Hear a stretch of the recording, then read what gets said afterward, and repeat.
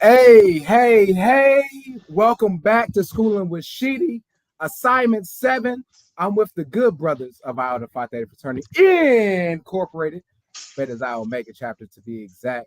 Man, and this is volume 2 of Fatherhood 101. Of course, I'm your boy Sheedy, and it wouldn't be me if you didn't know that class was, of course, in session. Passing it over to who was Eva's dad? Who was that? It's Skylar. First of all, I was definitely waiting for the little bell. I'm not sure what's going on with the teacher. The teacher maybe have a bunch of stuff going on, but happy Friday to everybody. Happy Juneteenth to everybody. I am Eva Daddy. I am Skylar Clayton. I'll pass it over to the next person that's Yeah. schooling with Sheedy with me today. I think the bill took the summer off. Maybe it'll come back around when the fall time. Hey everybody, I'm Paul Rogers. I am the father of Carly, Okoya, and Naya. I would have typed all that out, but I thought that would have been too much. So good to be here tonight with you fellas. It definitely would have, but you would have got a good report card. That sounds like a lot of A's, though. It is a lot of A's. I see what you Yeah. did there. I see what You you like did what I there. did that? Yeah, yeah. Hey, I don't sleep, bro. I don't sleep. Eva's dad. Eva, talk to us about Eva. Who is Eva? Miss Eva is a first of all, I should have her middle name should have been Adiva.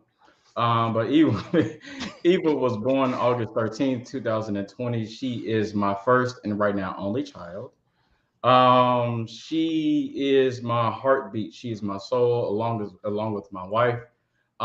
She's coming up on 2 years old. How fast time has gone by, not only since she was born, but since we've done the first edition of Fatherhood 101. So she's lovely. She can be, every bit of, she's happy go lucky. She wants to go outside. She wants to do everything. She wants to be head, shoulder, knees, and toes when it comes to Grace's Corner. Shout out to the parents that that listen to have their kids bumping Grace's Corner versus the Coco Melon. So she could be either to that extreme, or she could be, I'm in that phase now where everything is a no.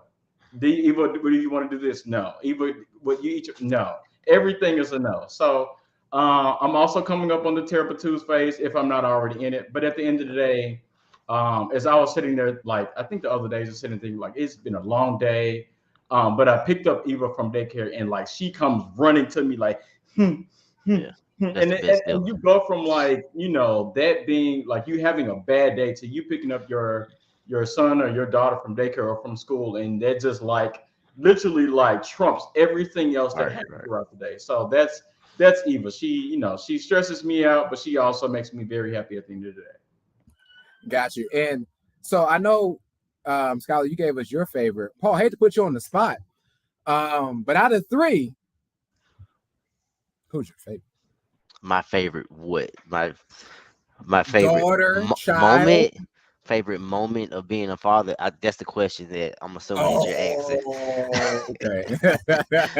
uh, Say that's how you yeah. play that. No, so all of my kids are unique in their own way, and so I love all of them with equal amount. But I do all they all have their own things about them that I love about them. The interesting thing about all three of my girls, they're all artists, but they're all artists in their own individual way. Like Carly, my oldest, she has one more year till she's in high school. So y'all, yeah, we almost there. We almost at wait, high school. wait. Yeah, Pause. You ain't going that fast. yeah, yeah. He's almost in what? Carly's going to the eighth this year, so we got one more year. Then we in high school. Yeah, yeah.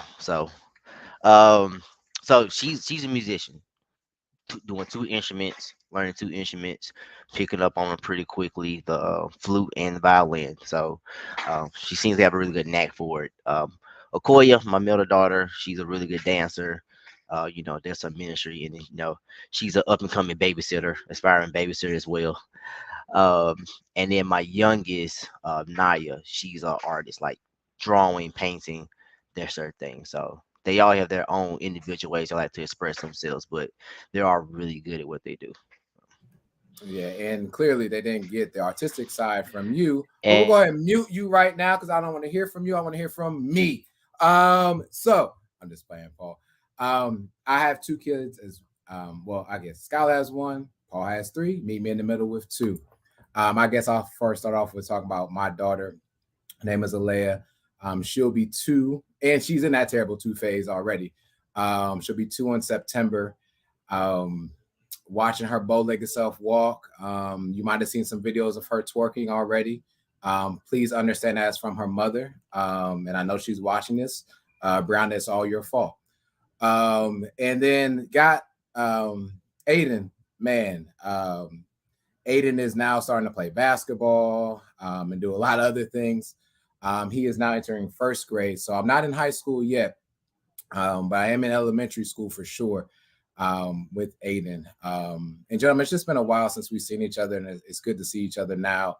I'm getting ready for Fatherhood Volume 2, but also, Sunday is Father's Day and Juneteenth. So I want to go ahead and say, happy Juneteenth to everybody, but happy Father's Day to all men out there as well. Before we continue, just want to go over how we'll do this. Those of you that are tuning in, thank you so much for tuning in. Please, please, please drop your comments in there. We definitely want to have a conversation, a dialogue with you all. We have some questions that we'll tackle first. And after we get done tackling those 4 questions, we'll then kick it off to you guys have any questions from, local media, or I wish we had local media, but anyone that does have any questions. So we'll start with our first question. And I'll start off with Skylar and then Paul, and then we'll rotate from there. And so our first question that we have on the docket for today goes to Skylar. What differences are there any differences in how your parents raised you in regards to how you are raising your daughters? Do you see any differences and or similarities? Keeping it 100, I'm not sure if I've seen any differences as of yet. I think as I was growing up with my sister, I didn't really recognize like how they were parenting until I became older. And so maybe, in the upcoming years, as Eva starts to get older, as Eva starts to kind of do more things on her own, I think that's when I probably see, some differences or similarities. But I will say, like, I think what I've done, or at least like how I've transitioned as a father. I think I originally started off, or I started initially like I used to kind of like let her get away with everything. I used to like, I spoiled the crap out of her when she didn't want a specific type of food.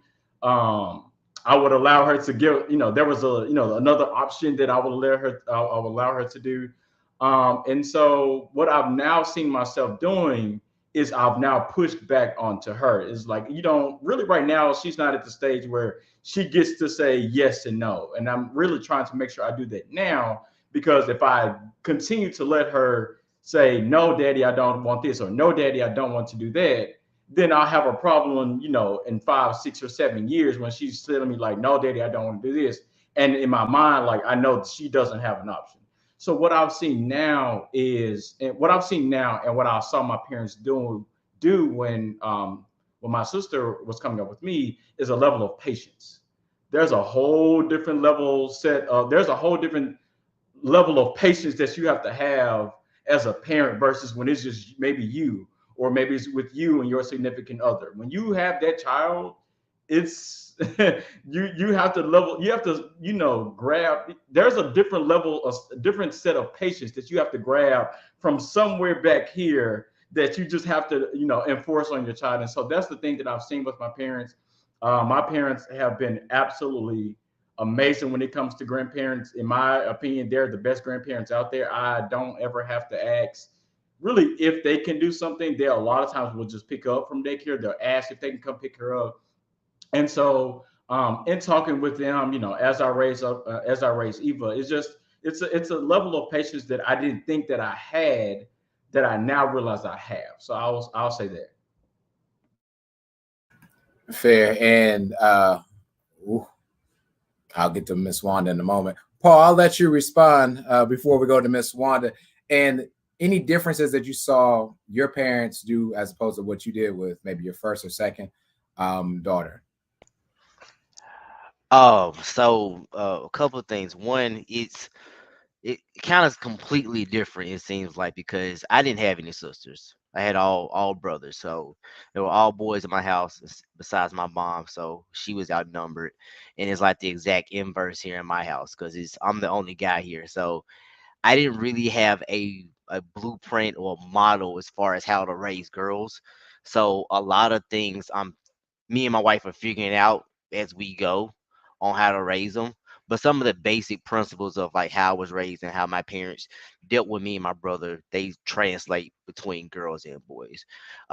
We were allowed to be kind of uh, we had rules, we had boundaries that we had to stay within, but we was also given the freedom and the liberty to let our own personalities come out, to develop our own interests. If there's something we wanted to do or was curious about, we was allowed to explore those. And we decided that we didn't like it, go on to the next thing. But we were always active, and we was always taught to, you know, strive for our best, whatever that is. We was always taught to strive for our best, and that's the same thing that me and my wife try to instill in our girls. We want them to do whatever it is they want to do, whatever interests them, but at the same time, there's a certain level of commitment that comes with it, and there's also a certain level of respect that you have to show, not only to yourself but to everyone around you as well. Agreed. So I did pause for Mama Wanda's comment. Want to make sure we all see this. Skylar, this is directed straight to you, so I want to make sure that you see this loud and clear. What? You better let my grand girl Eva have her way. I'm getting her a phone and putting my NBR on speed, my number on speed dial. Listen here, Mama, I also need a phone. So if you in the business of giving out phones, I'm also available as well. Now, I will say, question now posed to me. I think it was different for me, like girls to boys, right? And I'll start with raising Alea and then Aiden. With Alea, I've also noticed I've had more patience with her with things, understanding as it being like my second child. I don't have to rush to the hospital, right? Just because she wanted to bump her knee against something. I know that, there's certain cries and what those cries mean and understand those things. And the patience that it takes, I think learning from one child to another is always, something to learn from. But when I think about how I was raised as opposed to how I raised Alea in terms of a daughter, I think we raise sons and daughters differently. And what I mean by that is, men, especially in the African American community, and again, this is my opinion, so no one does need to, object to it or what have you, but we're taught to really hide our feelings and emotions more. And we're taught or raised to try to be that strong person at all times. And I think like with girls, I was really more or less with Alea, like, hey, it's okay to cry, like cry, it's all right.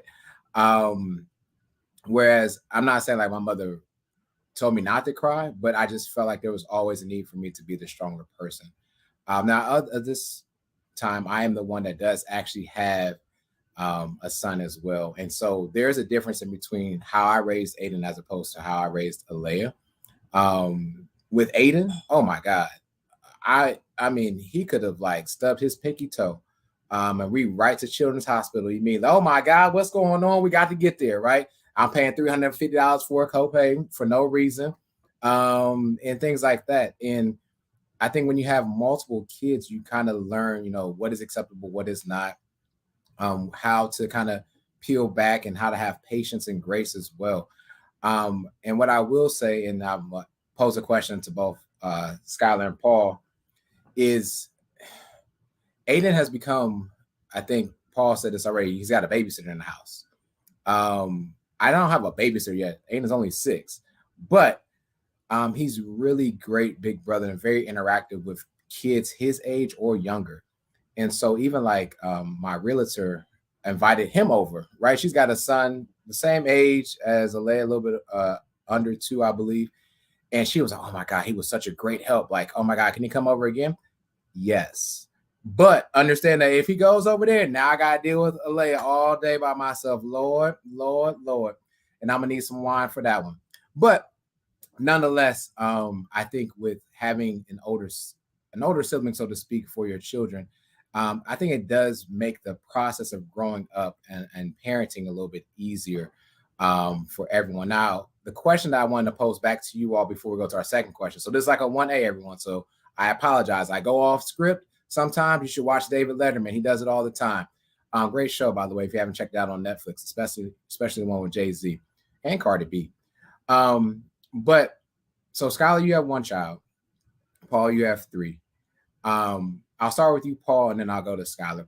And the question here, Paul, is did you find yourself raising your younger ones different than you raised your oldest one, right?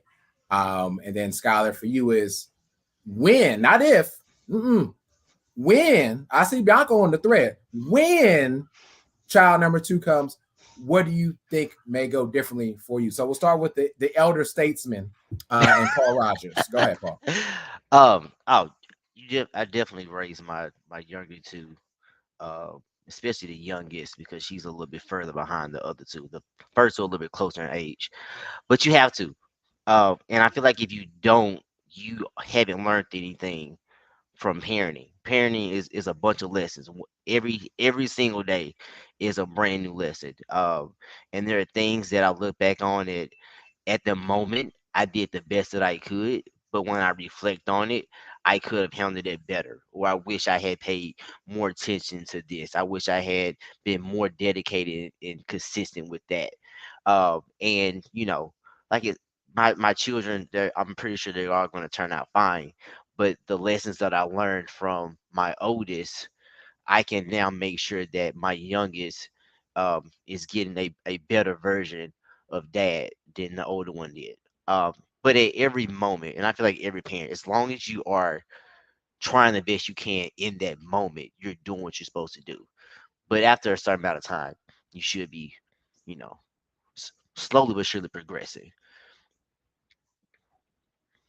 Yeah, and I speak from like a new parent perspective because again, you guys both have like much more experience when it comes to being fathers than I do. So, like I said, I'll speak from a new parent perspective and just say like, even there are things that I wish I could have done maybe a little bit differently as she was younger, right? Whether that was, having her sleep in her crib a little bit earlier, whether that was pulling her off the pacifier a little bit, whether that was also, I think a thing now that I'm starting to see is, and I think it's the biggest thing, is putting, her around kids that's her age outside of daycare. What I find now, or what I see now, is like if I leave even the kitchen and I go to the back room, it's her like running and chasing after me. And it's nothing, absolutely nothing wrong with it at all. But I think there are times where like I go out or I'm having somebody else watch her and Eva absolutely spazzes.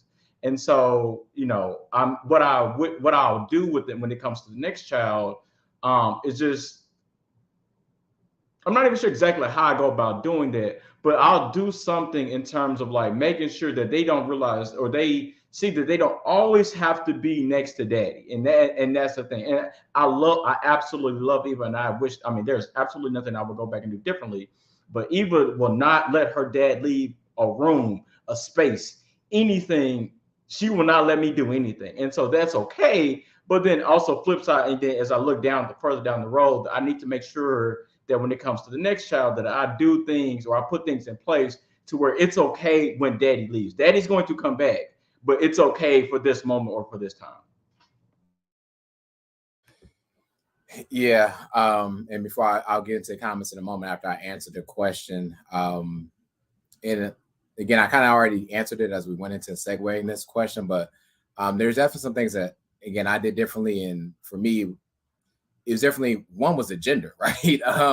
And going from a boy that I kind of played with a lot more, not like that, but like, yeah, you kind of play harder with boys, so to speak, wrestling with him and all the other stuff. And Alea actually does a lot of wrestling now too, but I think that's because of her older brother playing with her. If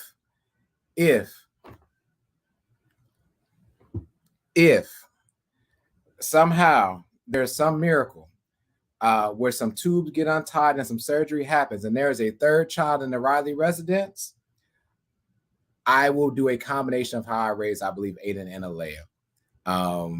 Because to Paul's point, I don't think we ever get it right. When you leave the hospital, there's no perfect manual that tells you how to take care of your specific child. It is a learning process, and every day is something different.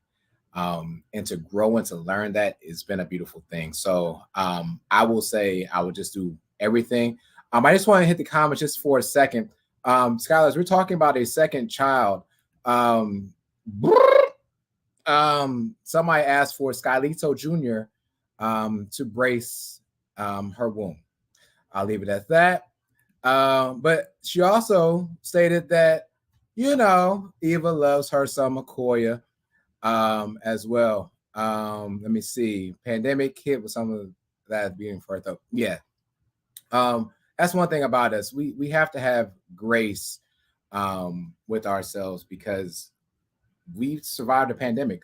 Look up pandemic before 2020. How often was that used? And from 2020 on, how much has it been used and how much it has literally changed our lives. Miss Jennings, thanks for checking in. She said, good luck with that. I think she's talking to you, Skylar. And she might be talking about with the boy luck as well. Your mother, Skylar, said, payback comes around. You couldn't walk out the room without you, screaming to the top of your lungs.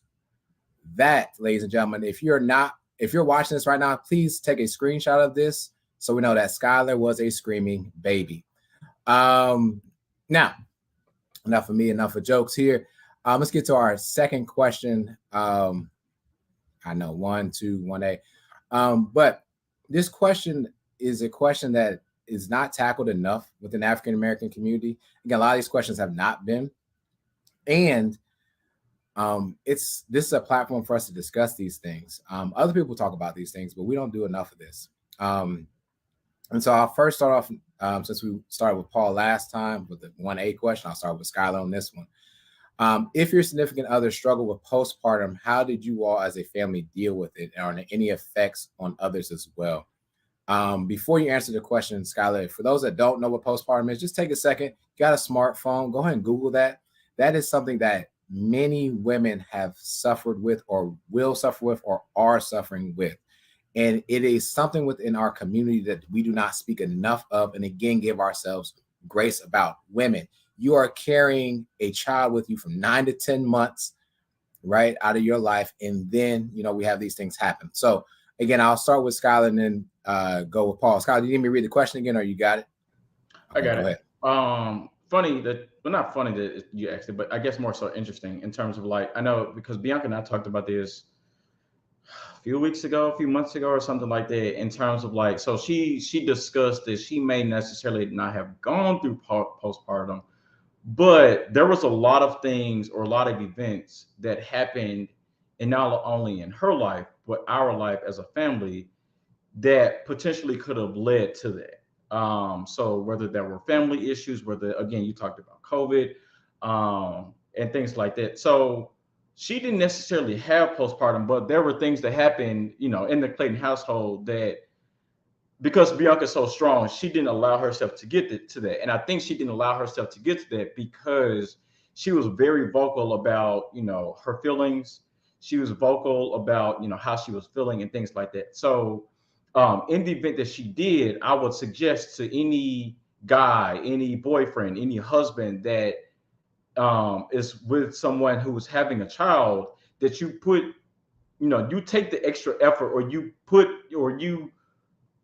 take the extra effort to check on your wife or to check on your girlfriend, to check on your baby mother, to make sure there's nothing that they need. You go asking them how's their day.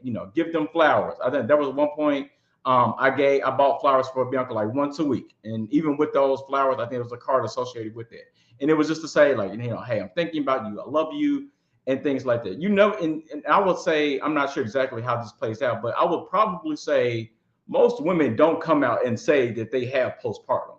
So it's making sure, as that guy, as the husband, to come knock on your wife or knock on your significant other's doorstep and say exactly what do you need? How can I help? Going to get it food, even though they may not say that they're hungry, you still go get some food anyway.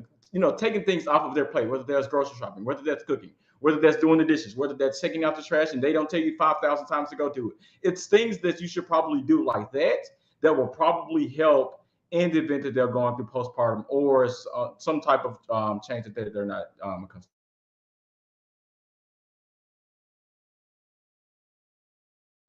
Thank. Go ahead, Paul. Oh, you on Yeah, me? There yeah. you go. All right. Can you hear me? All right. So, Skylar said a lot right there. Uh, uh, the one thing. Well, let me back up. Sheedy, you're right. We don't really talk about this. We don't talk about postpartum. We don't really talk about mental health in general. It's not something that really was brought up when I was young. So like depression was never talked about, anxiety was never really talked about, and so when you get into a relationship and these type of things start to come up, if you're not equipped or like knowledgeable about these, behaviors and not behaviors, these, you know, this is life. Life is happening, um, and you're not equipped to deal with them. You can take some missteps into handling it. And so a lot of times, we're problem solvers. Like if something's wrong, we want to fix the problem. Okay.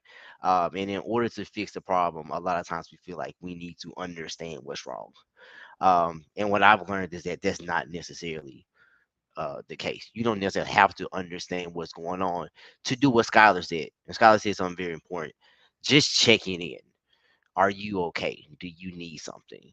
And that can make the world of difference. Just them knowing that you, as their significant other, are in their corner and you care about them. You might not understand, like us as men, will probably never understand completely what women go through. They go through a lot, and it's not necessarily our jobs to try to understand everything or to even try to fix everything. It's our jobs to be supportive and to be there for them.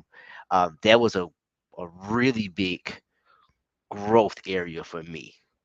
It took a while to get there, but as long as you go into it, a relationship with the mindset of I'm just trying to get better, I'm trying to understand what I need to do.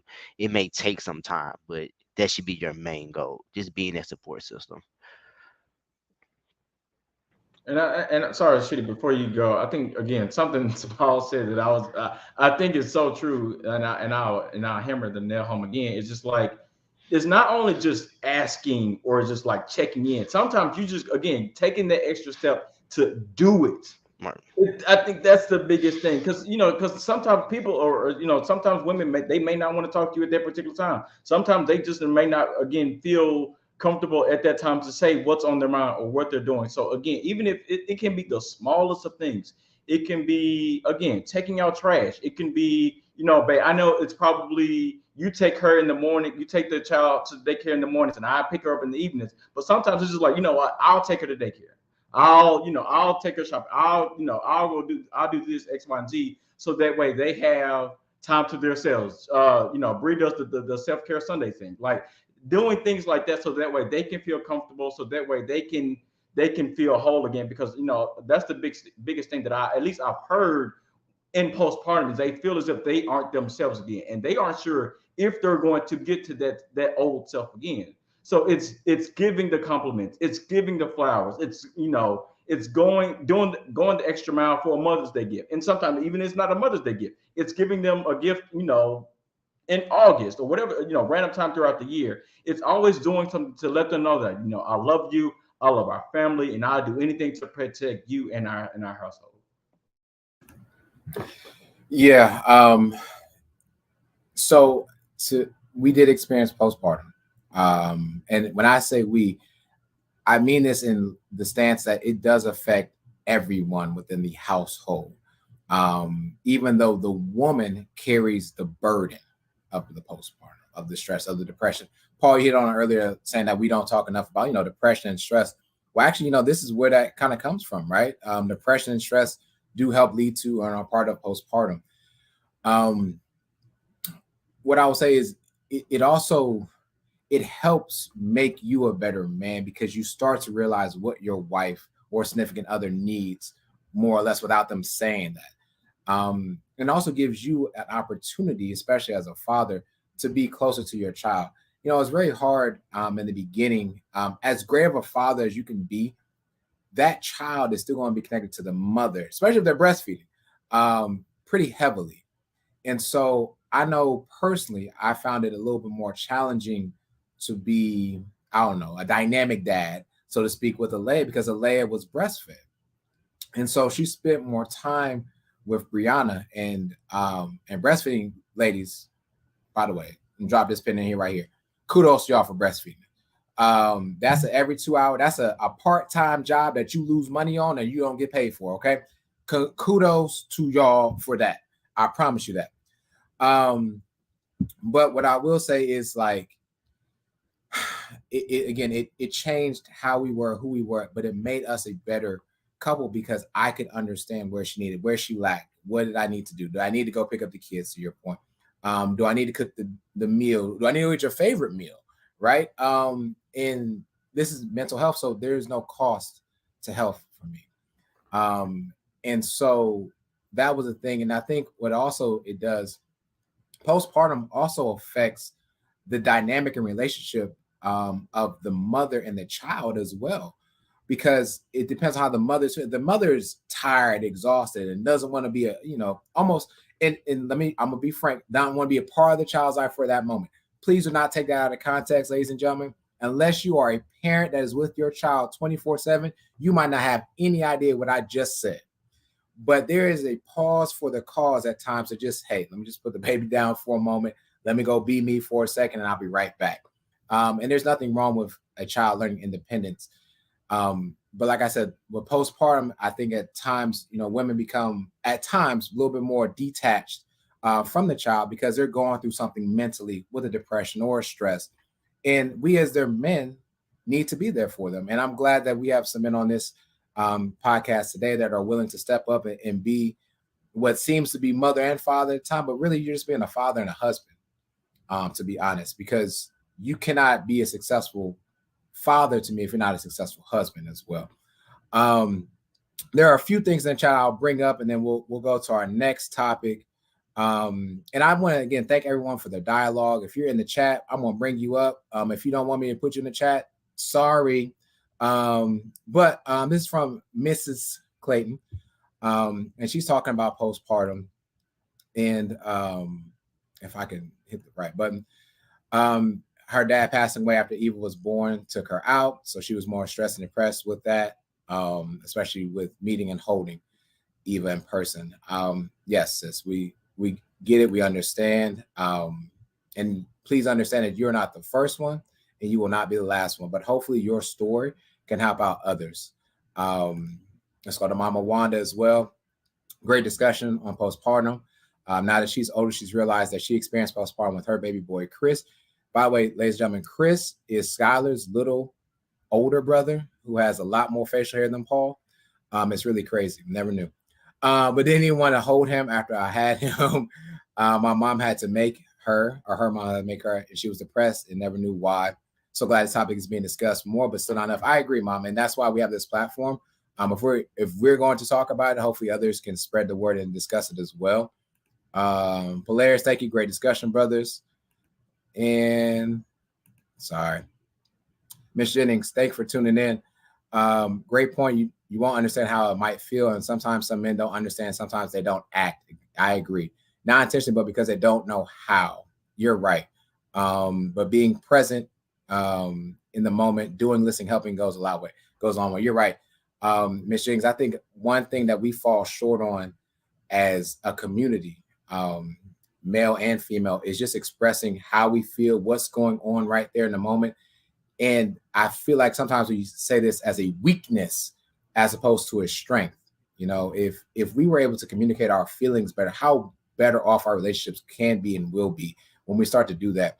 But we have to be willing to accept what a person has to say and how they feel about things, and understand that they are not going to have the same feelings as you. And so the point of life and union is just to understand one another, see where you're coming from, bridge that gap, and be there for them. So, Ms. Jennings, we're with you in solidarity, and we appreciate you. I don't know if Skylar, you were raising your hand about something. Go ahead. No, Ty just said something, and I think Paul kind of alluded to it as well too. And one thing that I've had to learn, Paul, you mentioned it, is I can't always fix things. As a man, I'm always like, problem comes up, I'm trying to fix it, and I'm trying to fix it right then and there. And what Bianca has told me, and what Ty just said, is sometimes all you have to do is just listen. Again, I'm gonna be 100 about it. That's the part that I struggle with. That's the part that I struggle because when I hear it, when I hear an issue, when I hear something come up, my initial instinct is to fix it right then, so I can move on to the next thing. Sometimes as a man, it hurts. Sometimes the biggest thing that you can do in that moment is just listen. Yeah, and I'm glad you said it the way you did. There's a difference between hearing and listening, gentlemen. You can hear the sirens, but are you listening for the sirens? Right? You can hear your woman speak, but are you listening to what she's saying? Are you listening to the emotions that she has behind that? It doesn't need to be a text message all the time, right? Because you can't really tell emotions through text message. You might need a call, might need a FaceTime, or I don't know what you use, Paul, because you got green on your screen, so I don't even know how you even do the FaceTime thing, but that's all right. This can go Um, off the rails real quick if you want to. but what I will say is again, listening and hearing are two different things, gentlemen. And so make sure you're not just listening or not just hearing, right? You heard the sirens, but make sure you're listening for the sirens as well. Thank you, gentlemen, and thank you for all that are having questions. Again, if you have questions, drop them in the chat. I'm not here all night, but I'm here for a little bit as well. Yes, the green bubbles. So we're going to move on to the next part. And this is, I think, a recent topic, and we're getting to more recent topics as well, is the stance on abortion laws. Ladies and gentlemen, I'm going to read to you some facts that I found out. And just let these sink in. These are facts of law as of 2022 by state. Okay. I just want people to listen to this. So 38 states require an abortion to be performed by a licensed physician. 19 require an abortion to be performed in a hospital after a specific point in the pregnancy. 17 states require the involvement of a second physician after a specific point. 43 states prohibit abortion after a specific point in pregnancy. Not done yet. 21 states have laws prohibiting partial birth abortions. 16 states say they have to use their own funds to pay for all of these things. 18 states require women to give counseling before an abortion. 18 states. 25 states require a woman seeking abortion to wait a period of time, usually 24 hours at least, between receiving counseling and the procedure. And of those states, 12 of them require the woman to make 2 separate trips to the clinic to obtain the procedure. And the last that I'll read is 37 states require some type of parental involvement in a minor's decision to have an abortion, while 27 states, of those 37, 27 require one or both parents to consent to the procedure, and 10 require that one or both parents be notified and present. That's a lot about abortion. And as we can see, as I named it, not all of us are on the same page in regards to abortion. And so this is a touchy subject. And we are men. We are not the ones that carry the child. However, a majority of men make this decision about abortion. So since we're men, we'll start with Paul and then go to Skylar. Abortion and the stats that I just read to you, what comes in your head? What are your thoughts about it? Yeah, so when you was reading those stats off, the first thing that I thought of,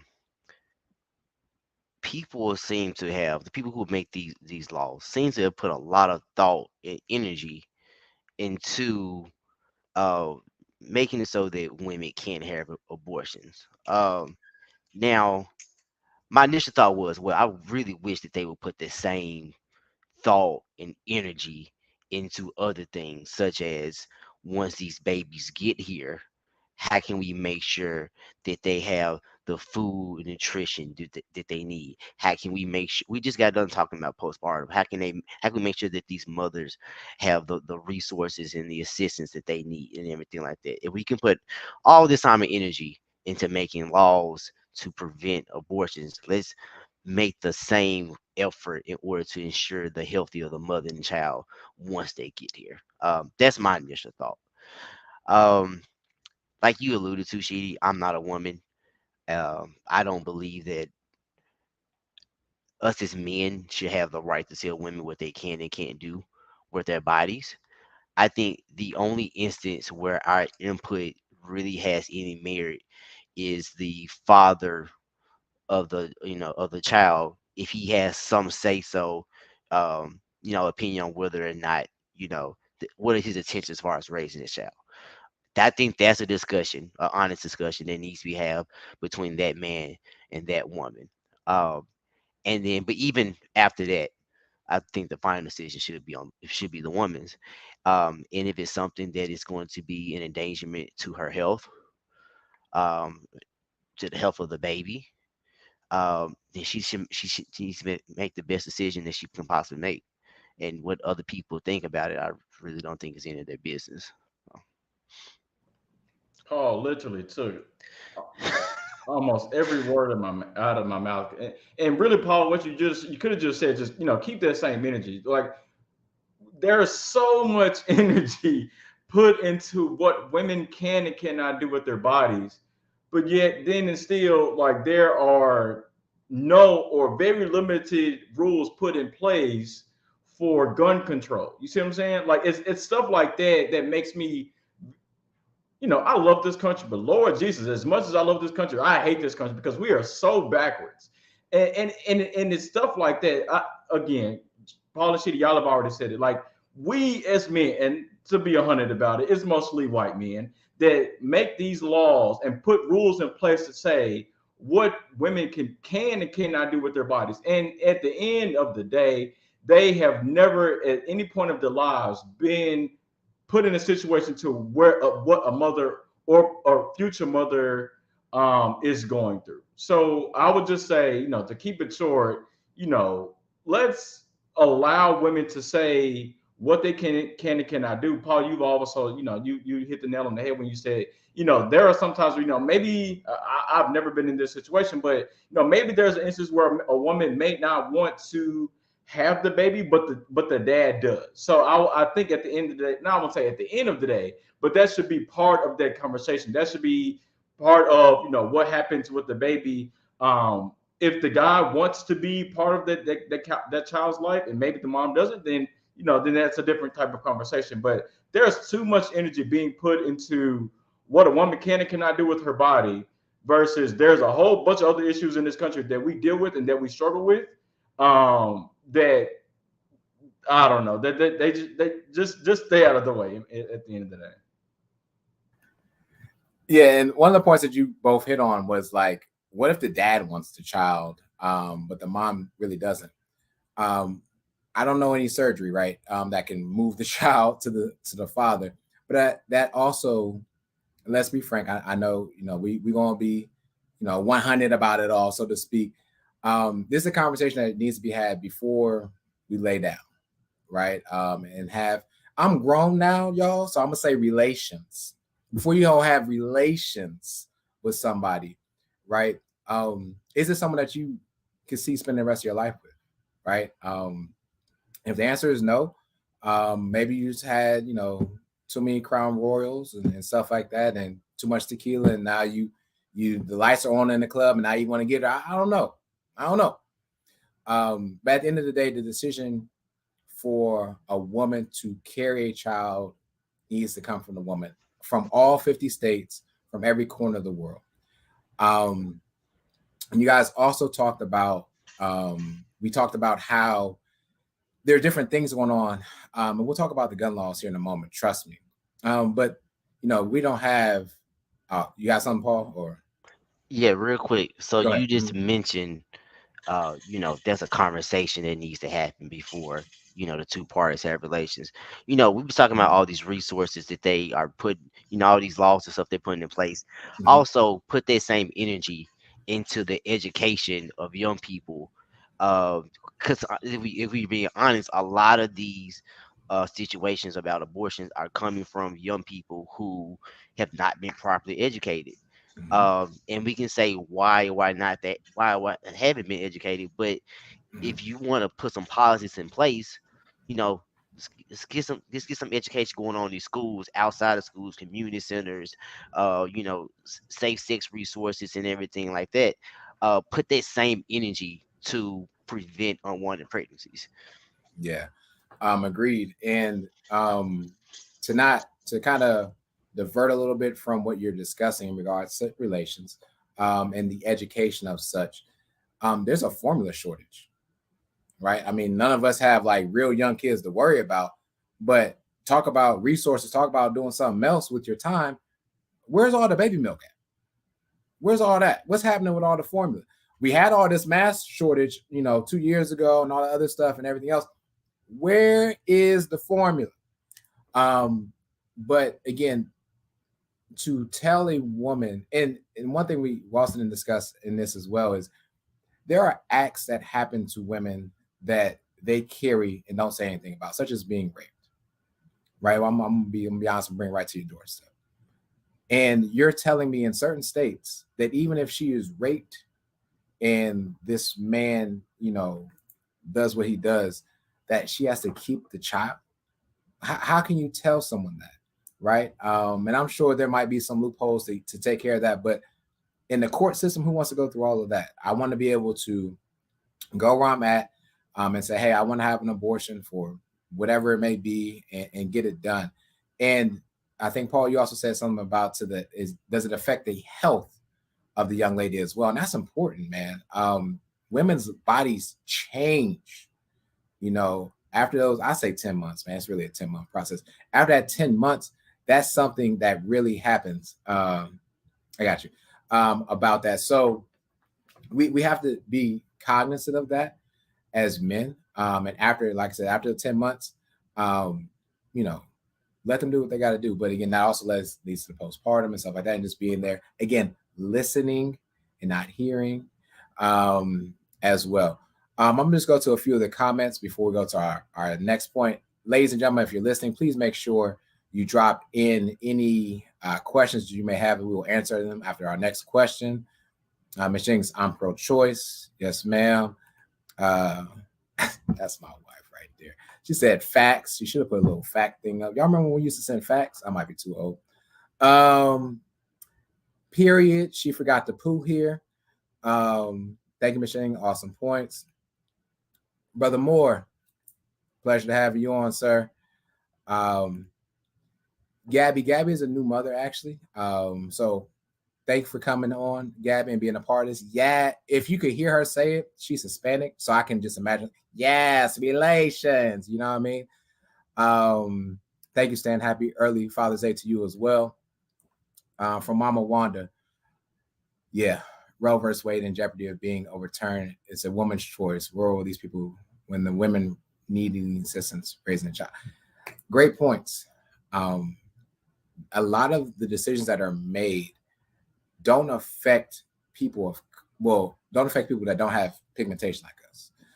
They are affecting us, right? But we're not making those decisions. And I don't know where we go from here, Mama. I mean, I'm trying, but we got it. And man, I lost track of where I was at. Oh, I won't get you started on funding education. But again, Mom, you talk a lot of money now. I if you need my Zelle, I got you. Two, thank you for checking in, brother. And Miss Catchins. Boom, you mean something?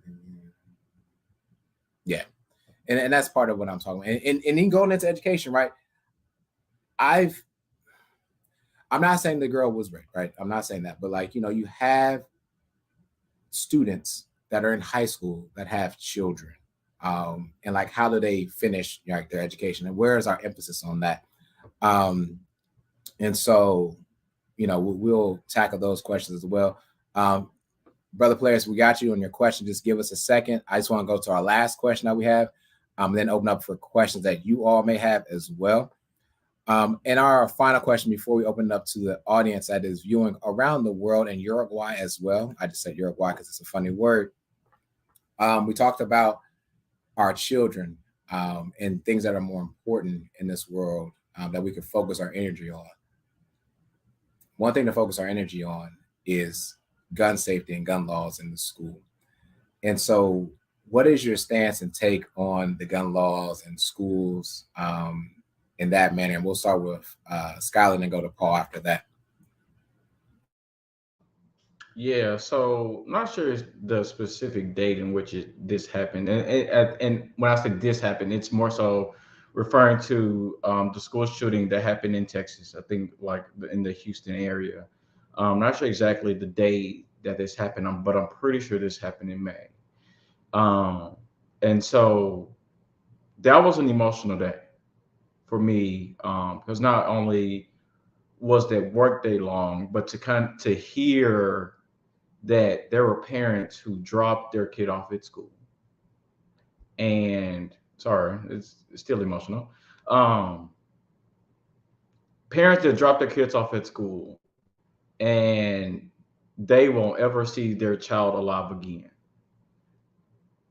I could not imagine. I can't imagine dropping Eva off at school or daycare, because there has been an instance recently. She, I think you just talked about this the other day, of a parent at a daycare with a gun or something like that. Yes, sir. I cannot imagine dropping Eva off at daycare and not being able to see her again when I go pick her up. Cannot imagine. And so when you talk about gun control, when you talk about abortion laws, again, there are people that are making these decisions that should not be making these decisions, but they're making these decisions because at no point in their life have they been in that particular situation at all. That's my frustration.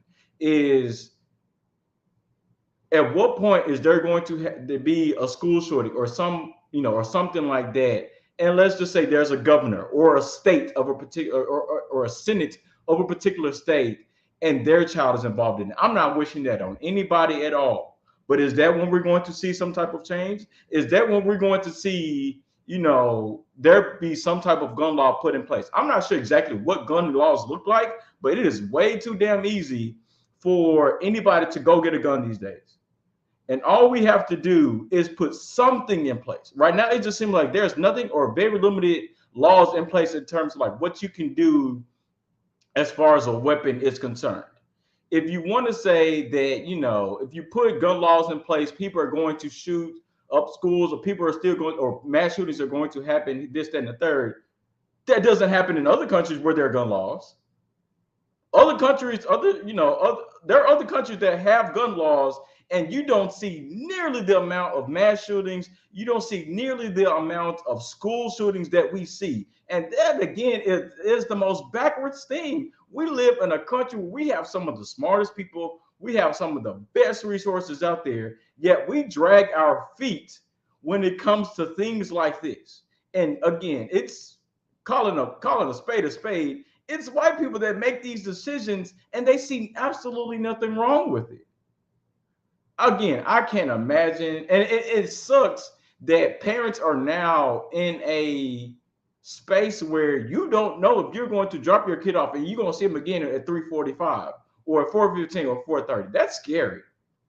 That's absolutely scary.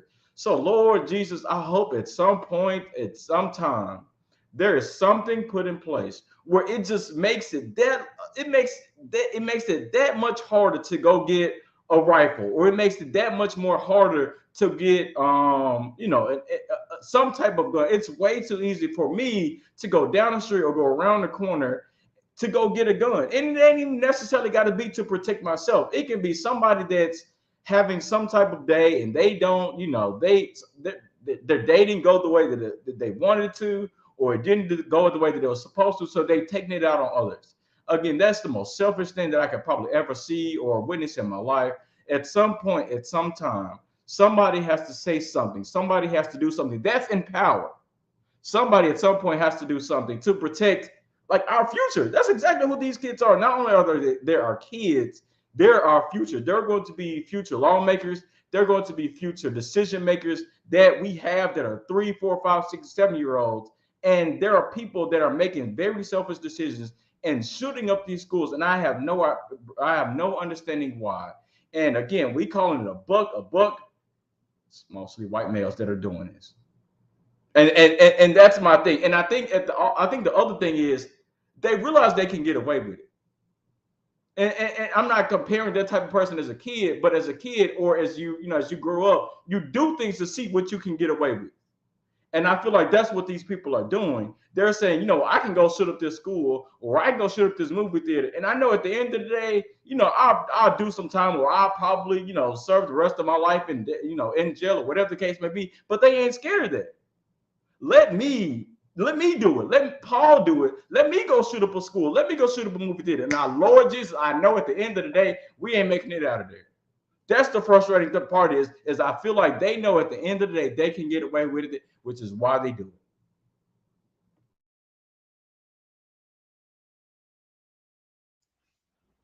Um, man, so I was just sitting here thinking like Columbine was what 99.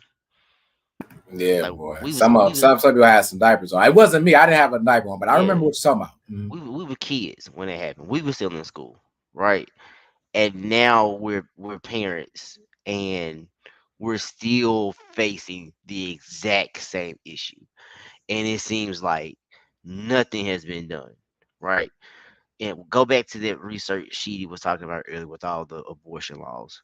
Like where's the matching number of gun, and not even just gun control laws. Just let's just talk about laws to keep schools safe, right? If you I saw this on Facebook somewhere, somebody said that you walk inside of a bank, what do you see when you get inside of a bank? You see a security guard. All right. Like they have you have people armed security guards protecting money. Are our children not as valuable, not more valuable than the money inside of a bank? Right? Any store that you go to, you know, they got security guards walking around.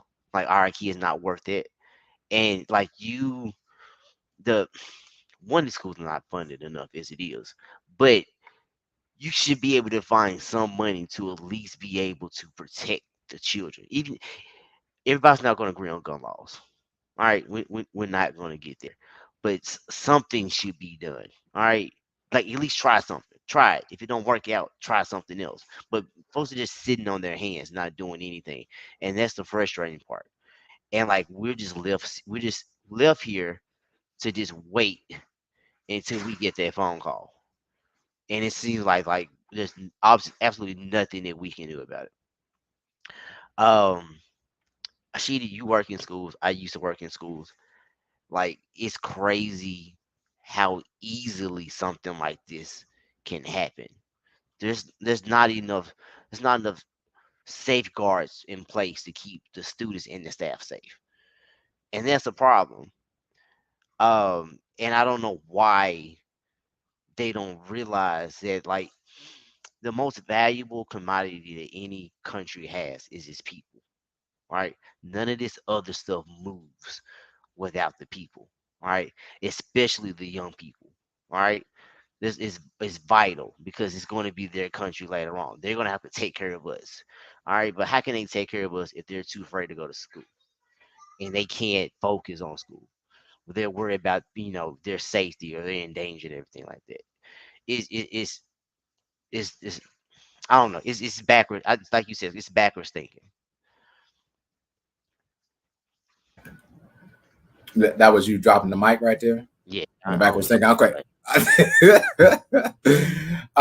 And brother, you did a great job when you were in education. English was never your strong point, though. Math was always your thing. But I got to have a little humor about it all. So I want to talk about something that Skylar said, and then Paul said, and then I'm gonna wrap it all together. And again, if you guys have questions, I'm seeing the questions. I'll make sure to get to those as well.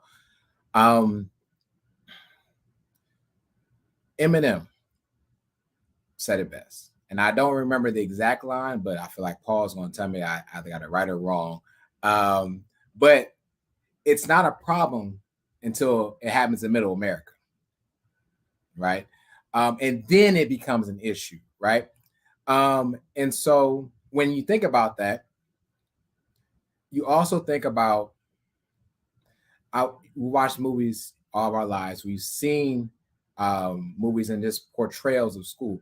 When you think about how media portrays schools, or they're African American or non-African American, so to speak, or lower income, when you look at those, mostly Lean On Me had a metal detector, right? And schools that need, to Paul's point, more funding, they're putting the funding into metal detectors where it's actually not happening of people shooting in one another. And to the point, like today is June 17th, it's not even just school shootings as well. There's been 250 mass shootings. It's June 17th. And you also talked about there's a shooting in Texas. A few of the shootings I'll talk about happening in Texas. Uvalde, Texas, which is probably the biggest known one. When you hear from that woman, again, gentlemen, listening and hearing. You may have listened to her, but did you hear her? And how, I mean, you might have heard her, but did you listen to the emotion that the young lady had? The young lady that went to go get her 2 children, 2 boys. She didn't go on there with a gun. She didn't have a vest. She had a motherly instinct to go get her child and children, while these cops that are paid to protect and serve watched.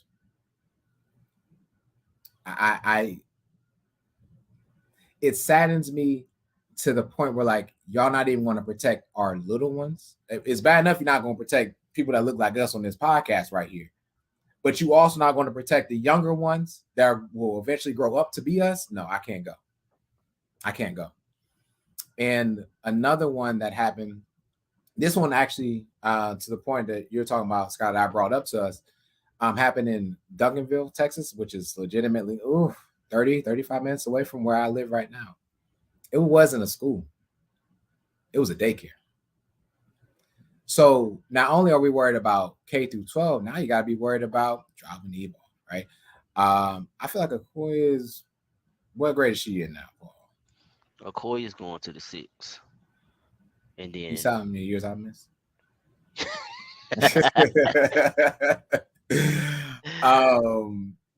But what I'm getting at is that where is it safe? Where is it safe? Where are people here to protect and serve us?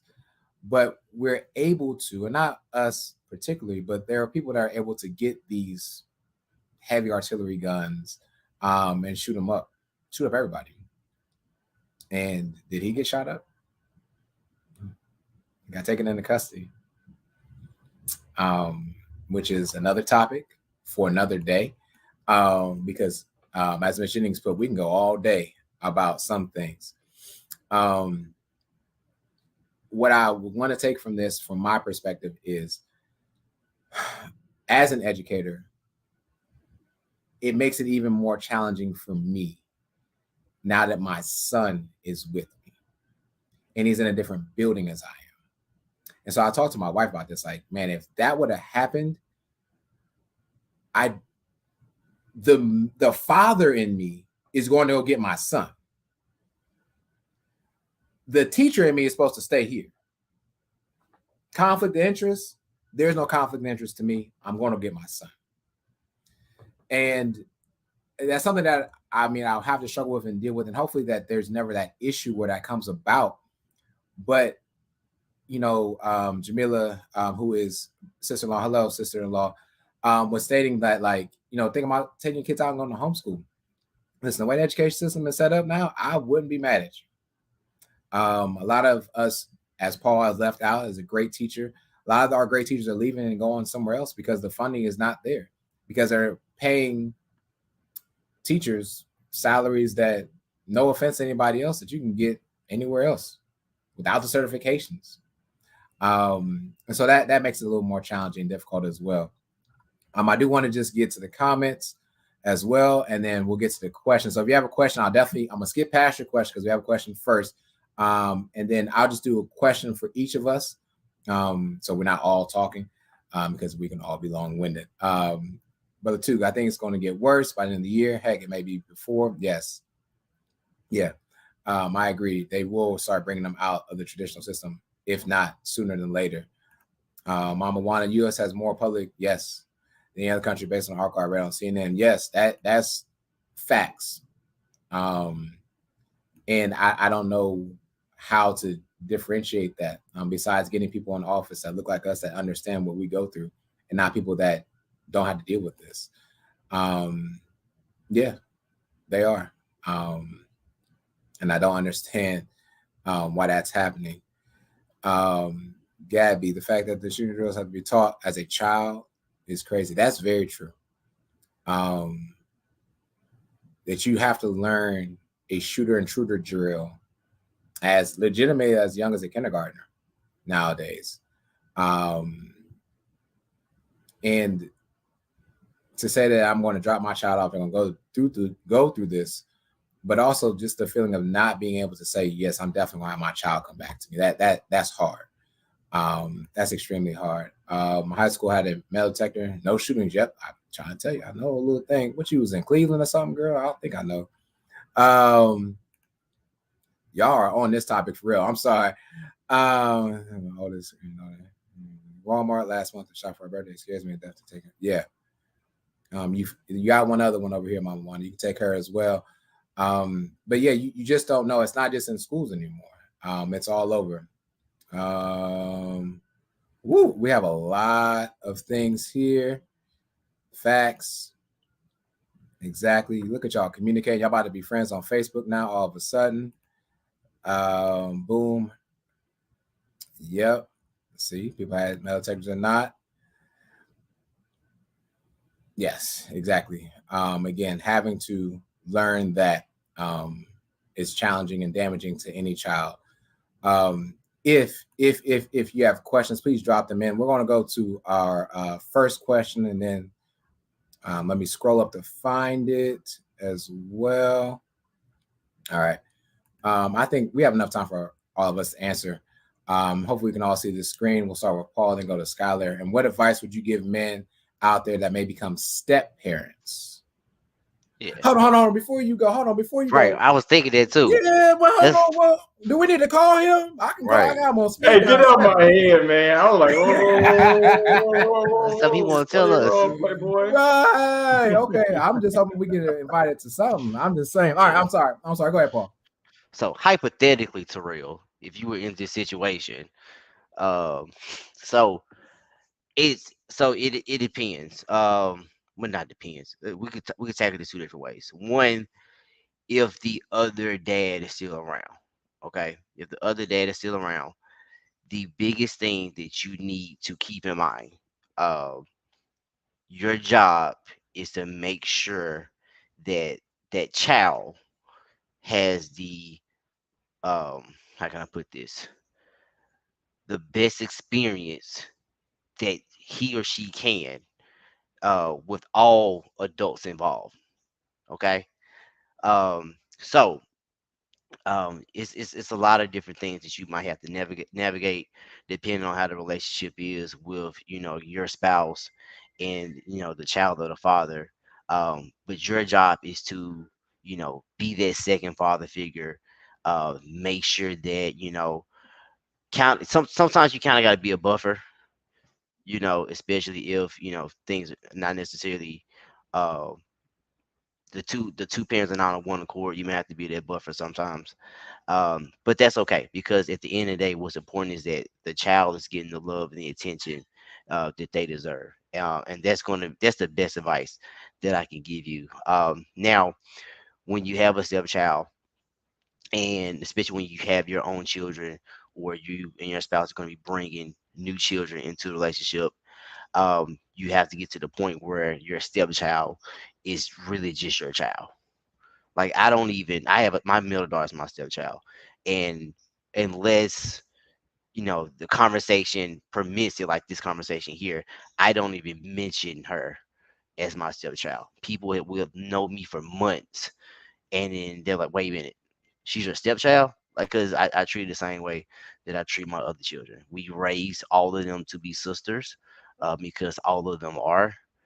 Uh, you know, I'm her dad, and she has two dads, but we're both her dads. All right. Me and her dad are on the same page. Me and her mom are on the same page. Everybody's on the same page as far as how we're going to raise her. Everybody's in communication as far as how we want to raise her. And that's the most important part. Um, I think the pitfall that a lot of men, especially, fall into, it can be sort of a ego thing, as far as like, well, um, I should have, ultimate say so and everything like that. And I'm not saying this is how the relationship goes with Okoye's dad, because it's not. Me and him have a really good relationship. I'm just saying in general. A lot of men fall into the pitfall of, you know, not putting what's best for the child, but using the child as, uh, I'm going to make a point, or uh, a pawn for like control and everything like that, especially if the relationship is not good with the mom. Um, and the child picks up on it. Kids are kids are smart.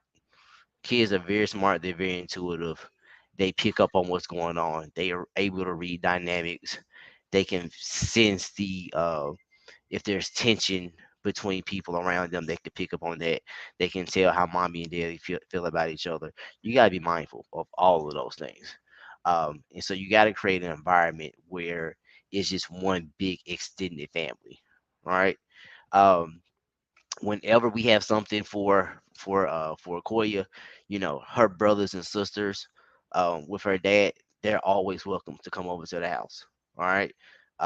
We don't make any, when they have birthdays, Koya wants to go get something for their birthday, we take Koya to the store, they go get birthday presents for her other brothers and sisters.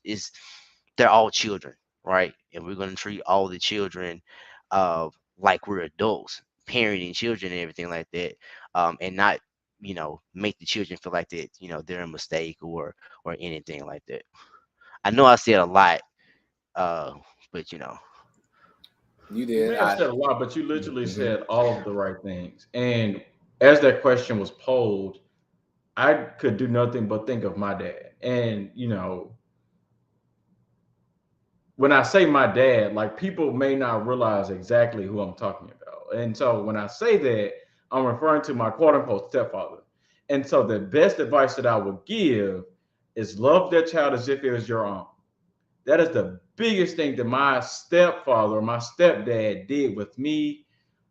It was him showing me love that my dad did not give to me or did not show to me. My dad will literally, he may not be watching now, probably he's not watching, he's probably, somewhere, probably getting some sleep or something. But my dad will literally come over if I called him right now in the middle of this podcast and told him something was going on. Why does he do that? Why has he shown me that in the past? Because he loves me.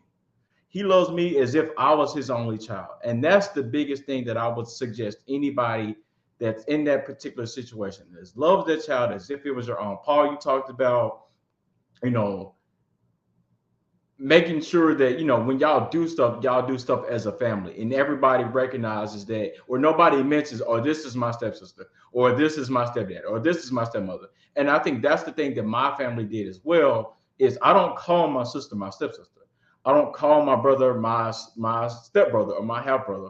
We are all the same. We are all, we're all one together. When people mention the Catchings or the Clayton family, they know exactly who you're talking about, and they know exactly like who we all are together. Nobody would probably know. Again, I'm gonna say something that people may not know. Between my brother and sister, between myself, my brother, and my sister, none of us have the same mom and dad. But Sheedy, you've known me as long as if you know me. Paul, you've known me as long as you've known me. There, my dad. There you go. Nobody will be able to say that that's not the case. Everybody will probably say that we're all the same, that we all have the same mom and dad. And that's the thing that I absolutely love about my family. My brother's going to piss me off. My sister's going to piss me off. But at the end of the day, that's my brother, that's my sister, and that's my dad, that's my mom. We all treat each other the same. We all treat each other with respect. Nobody speaks over the other person and things like that. We all treat each other as family. So that's the biggest thing, is love your stepson, your stepdaughter, just as much as you will probably love that son or daughter as if it was yours. Got it. And I won't answer too much because I know we have two more questions. That I've seen, maybe three, and I want to make sure we're done before 8 o'clock because I still got to eat. I don't know about everybody else. But what I will say is that there has to be, to Paul's point, there has to, first of all, I think, be a respect thing. on both sides about it all, and just respecting the situation, how it came about, but also treating the child as your child. At the end of the day, that's just what it has to be done. And so I'm not going to marinate on a lot of the other things that were said, because again, there's a few other questions I want to make sure we get to as well. So I'll start with this one with Skylar, then go to Paul from Brother McKinnis. He's an alpha, by the way, ladies and gentlemen. You might know him. How old will you be when you take your kids to the gun range? Not saying you have to, but if, I guess, is another hypothetical question. But go ahead, Eva's dad. Oh man, that's a question I have not thought about. I would say I'm not gonna put a specific age on it, but I would say when I feel comfortable, when I would feel, it's when I feel is as a parent that she's comfortable enough to know, how to protect herself, how to shoot a gun, what instances should she use that particular weapon. I'm not sure exactly what that age may be, but I will say it will definitely be before she turns 18. Um, I honestly I haven't thought about it yet. Uh, and I am hesitant to give an answer without talking to my other half about this first. So I'm just gonna say, whenever we feel like it's an appropriate time, keep myself out of trouble. All right, you are two for two for that one, Paul. Yeah, I agree. I don't know when the correct age is, but know that I have this saying that I got to get home to three. At the end of the day, and I want that same kind of mindset to be for my daughter and my son. Like, I got to get home to three. I got to get home to my sibling, my mother, and my father, and I'm gonna do whatever it takes to get back home. And I've thought about that multiple times before, whether it's been in situations with police or what have you. Not saying I do stuff. I'm just saying, like, when you get pulled over nowadays, you just don't know what's going to happen next. And or when you drop them off to daycare, another thing. So I will always tell my children, do whatever it takes to get back home. And then from there, I'm gonna handle business from there. Um, we have a lot of comments. For those that don't know, this is your father, Skylar. And I will say, uh-oh, did I go? Am I back? Okay. I will say something, and we can move on to the next question. I had no idea, none, that it wasn't like a blended family, so to speak, because of how everyone is treated. And Paul, realistically, same thing for you. Like, it seems like everyone's the same, but the love has to come from the top down.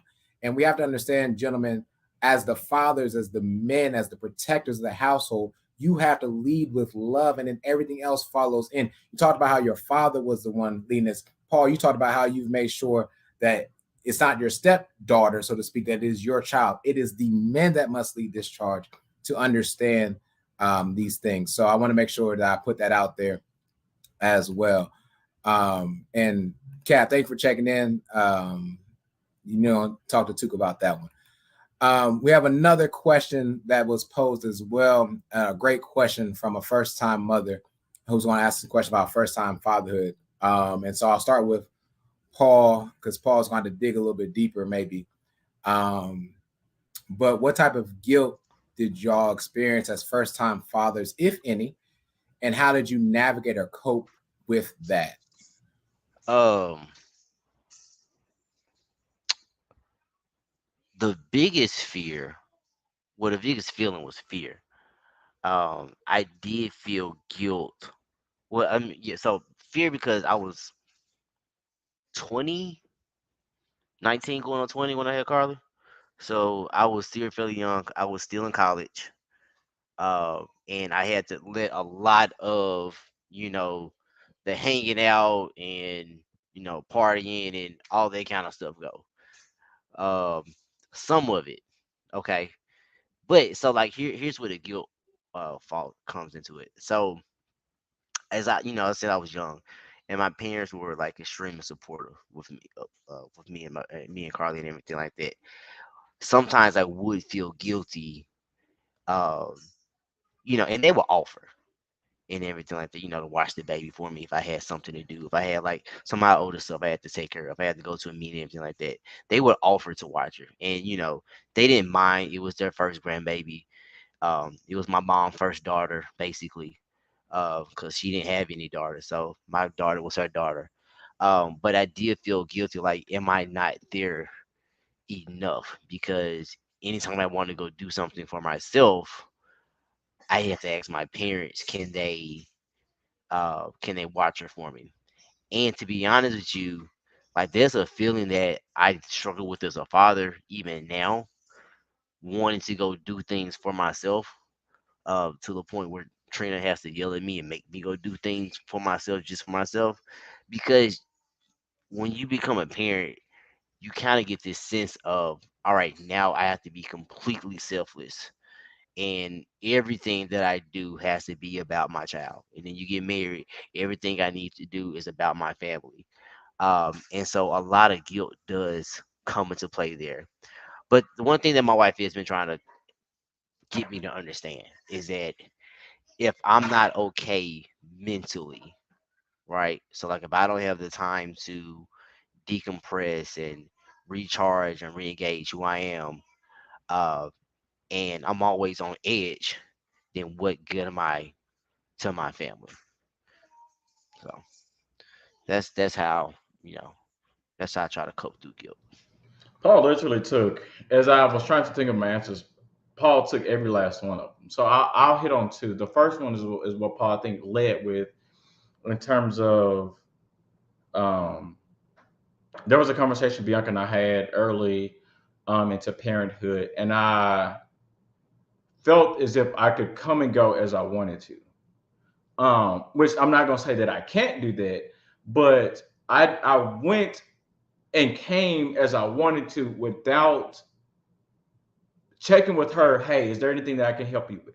Is there anything Eva needs as I go out? Is there anything both of y'all need as I go out? And so that was my biggest thing is I would go out, I would do X, Y, and Z. I'm not saying I was staying out, to 3 or 4 in the morning. I wouldn't do that, of course, no. But I would go to Sheedy's house, or I would go to Sarah's house, or I would go to a Grizzly game, or I'll go to a Tigers game and just be like, yep, I'm gonna go do X, Y, and Z, but then not check to make sure my household was okay.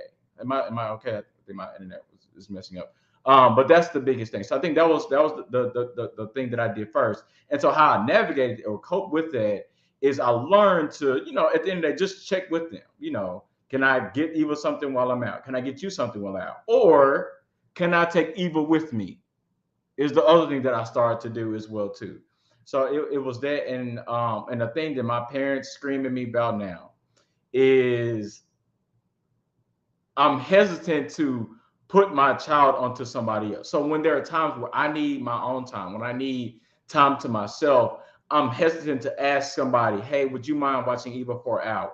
Or hey, would you mind watching Eva overnight while I go do X, Y, and Z? Or while I just sit to myself, and just do what I need to do. That's the biggest thing that I have struggled with, and I did struggle with. And again, it's something that I'm getting more comfortable with now. But I just would just be like, oh, I guess I'm just gonna take Eva with me, or I guess I just go. I guess I won't go. And my parents and I literally, my dad cussed me out 3 weeks ago because I would say, well, I didn't ask y'all because I figured y'all had something to do. My dad literally cussed me out and was like, if I can't watch her, I will tell you I cannot watch her. Or my parent or my mom would say, if I can't watch her, if I have something to do, I will tell you. So that's the biggest thing that I would tell now, but especially new parents, because it's hard, it's difficult, and it's definitely an adjustment. You will not have all the answers. Sometimes you just like sometimes you need a break. Sometimes parents we need a break, and I will not say I'm not afraid at all to say that. It's okay to say, hey, Shitty, would you mind watching Eva with me, for me for an hour? Or hey, Dad, can you pick up Eva for me? I'll be, I'm gonna be late coming forward. That's the biggest thing. It's just, it's okay to ask for help. That's the biggest thing. Nobody has to do this by themselves. You know, it's you're not super parent. You know, you ain't the best parent out there in the world. You know, it's okay to ask for help. That's the thing. Um, yeah. Whew. This one was tough for me because I it's something that I still hold dear and near to me, and um, this comes from like my upbringing, right? And not having my father around, and so you want to be the best father at all times. You want to learn how to be the best father at all times, and how I believe a lot of African American males are raised was to be the protector, to be the provider. Way back, slave days, so to speak. The men worked all day, all night, right? And so I would say, to me, because, man,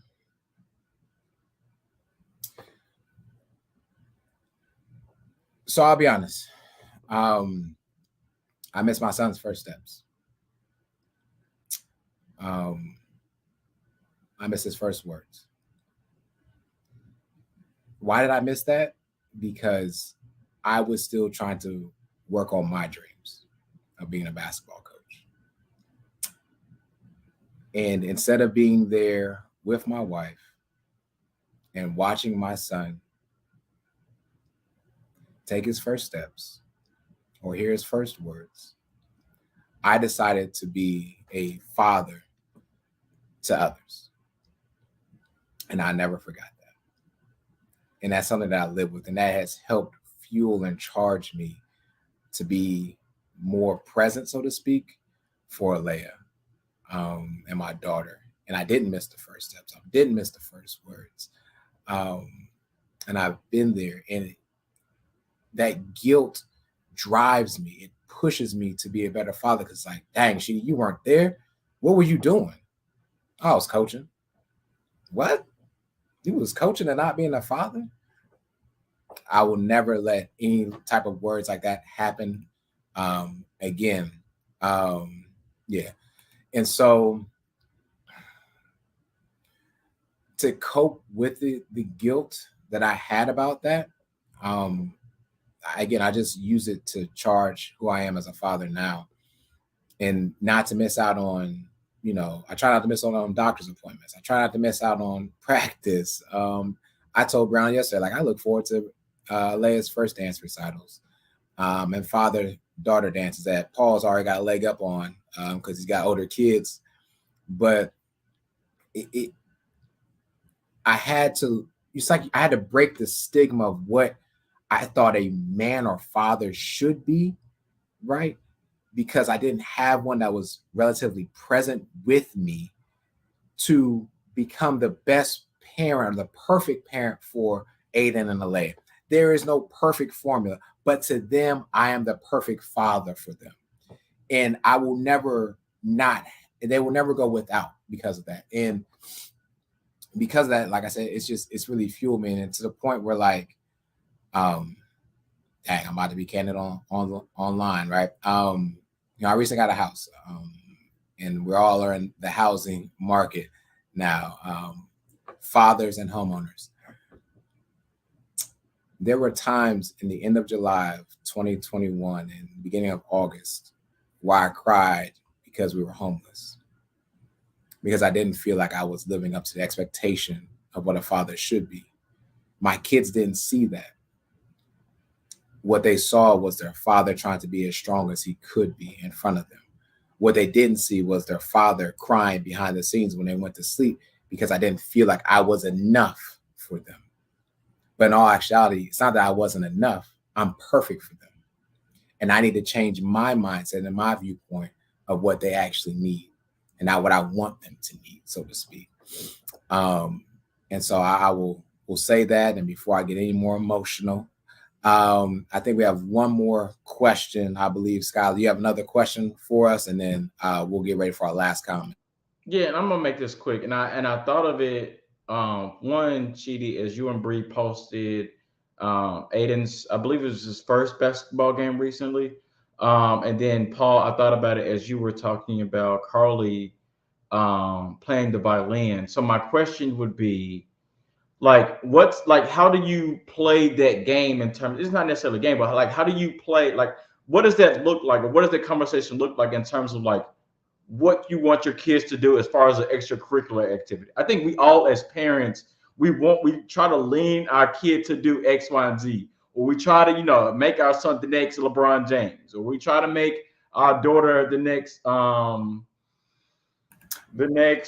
Candace Parker Michelle. is the Mhm. first name that came to my mind. So like, how do you play that line of like, this is probably what I want you to do, but then at the same time do what you want to do as far as extracurricular activities is concerned?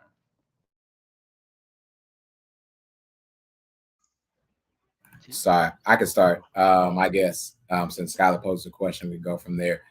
Um, I think kids will naturally gravitate to what they see that their parents like, um, and eventually they'll learn whether or not they want to do it or not, especially when they're in more of a school setting. And so for Paul, I've heard, I think all three of your daughters you said were artistic, and being able to draw, not autistic, artistic, right, with an R. Um, and being able to draw for Aiden, I think, basketball kind of came natural for him because there's a picture of us. I mean, he was maybe 3, 4 weeks out the womb. I got him in a car seat, basketball. We had basketball practice. And it's just been like kind of been a thing with him ever since then, to the point where like he'll sit down in YouTube games and look at stuff. And it's not just football. So I basketball. I realized once he got a knack for a sport, his love for the sports itself branched out. He started liking football. He started liking soccer because he was around different people that gave him that type of experience for him. So one thing is one thing I like to tell people and kids themselves, and even in my scenarios that I've had, I want to be able to tell someone no. I don't want people to tell me no. I want to have the option to say, you know what, I'm gonna go with that one, but the rest of y'all are done. So you want to open up her palette, so to speak, to understand that, hey, what is best for you, baby girl? What do you want to do with your time, your life? And what I will say is, whatever that is, and I'm speaking to everyone, not just yourself, Skylar, to you, but whatever that may be, hype them up about it. Okay. Like your daughter, your son may draw a stick figure that looks absolutely crazy. Hype them up, because you don't know how that hyping can change and lead to them being an artist down the road.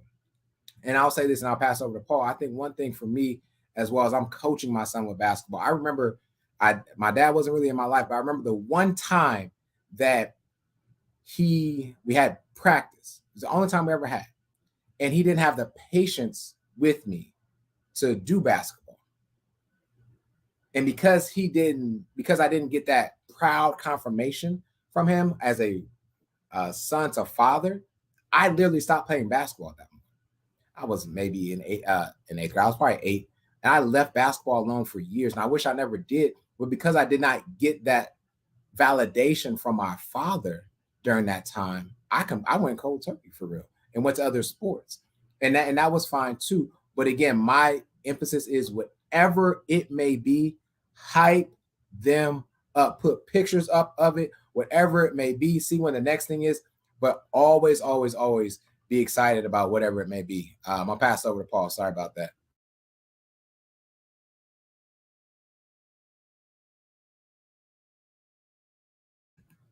Oh, did we lose Paul? Paul, are you there? Paul, he might be on the. It's an Xbox. Is it the green buttons again? Paul, get out of that. You're in the twilight zone. Come back to us. Hello. Are Can you y'all hear there, me Paul? now? Yes, we can hear you. Yeah. Oh, all right. So, right now again. All right. Kids will give you clues on what it is that they're interested in. We try to do is enhance their interest. All right. So, like perfect example. like loves TikTok. All right, that's her thing. Um, and so, but Akoya has a lot of like she's very energetic. She has a lot of person. What we want to be like a YouTuber, or you want to have your own YouTube channel. How can we make this a productive like talents and strengths do you have right now? Like, okay, let me the other day me and Trina was working out. Okay, was working at it. And Yeah, Akoya, Paul, she you see probably that? got this from her dance teachers and everything. But can y'all hear me? All right. Just we're gonna pass it back over Okay. to Skylar. Go and get yourself together, and we're gonna come back to you. Okay? I feel like I was saying Not some on my important not on stuff. my show. You might have, but I just want to let you know. He said it, not me.